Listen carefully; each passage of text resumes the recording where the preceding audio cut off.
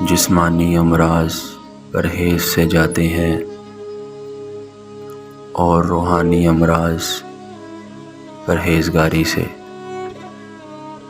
مومن کی راحت اس میں ہے، اگر غفلت ہو گئی ہو تو سجدے میں، اگر گناہ ہو گیا ہو تو توبہ میں۔ مومن وہ نہیں جس کی محفل پاک ہو، مومن وہ ہے جس کی تنہائی پاک ہو۔ ہمیشہ سچے لوگوں سے دوستی رکھو، کیونکہ وہ اچھے دنوں میں سرمایہ اور برے دنوں میں محافظ ہوتے ہیں۔ علم وہ نہیں جو آپ نے سیکھا ہے، علم تو وہ ہے جو آپ کے عمل و کردار سے ظاہر ہو۔ زمانے کا شکوہ نہ کرو بلکہ خود کو بدلو، کیونکہ پاؤں کو گندگی سے بچانے کا طریقہ جوتا پہننا ہے، نہ کہ سارے شہر میں قالین بچھانا۔ جو شخص تمہارا غصہ برداشت کر لے اور ثابت قدم رہے تو وہ تمہارا سچا دوست ہے۔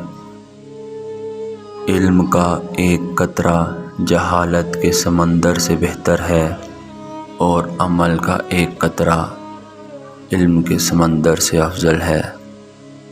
اپنی زندگی میں ہر کسی کو اہمیت دو، جو اچھا ہوگا وہ خوشی دے گا اور جو برا ہوگا وہ سبق دے گا۔ جو ظلم کے ذریعے عزت چاہتا ہے، اللہ اسے انصاف کے ذریعے ذلیل کرتا ہے۔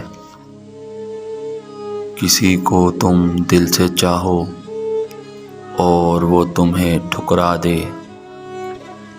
تو وہ اس کی بد نصیبی ہے، تمہاری نہیں۔ وقت سب کو ملتا ہے زندگی بدلنے کے لیے، لیکن زندگی دوبارہ نہیں ملتی وقت بدلنے کے لیے۔ کڑوی زبان والے کا شہد بھی نہیں بکتا، میٹھی زبان والے کا زہر بھی بک جاتا ہے۔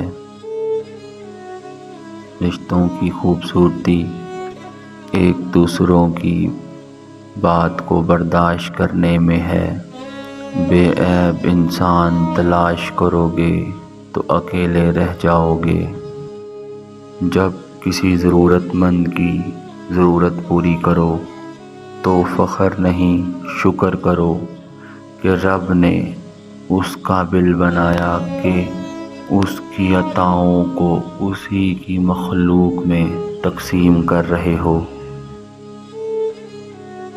جن کی آنکھیں سجدوں میں بھیگتی ہیں، وہ کبھی اپنی تقدیر اور اپنی قسمت پر رویا نہیں کرتے۔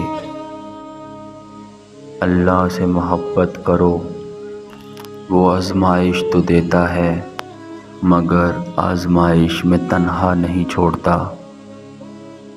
جب اللہ تعالیٰ کسی بندے سے محبت فرماتے ہیں تو اس سے نرم مزاج بنا دیتے ہیں۔ تمام محبتوں سے بڑھ کے محبتوں کا حقدار اللہ ہے۔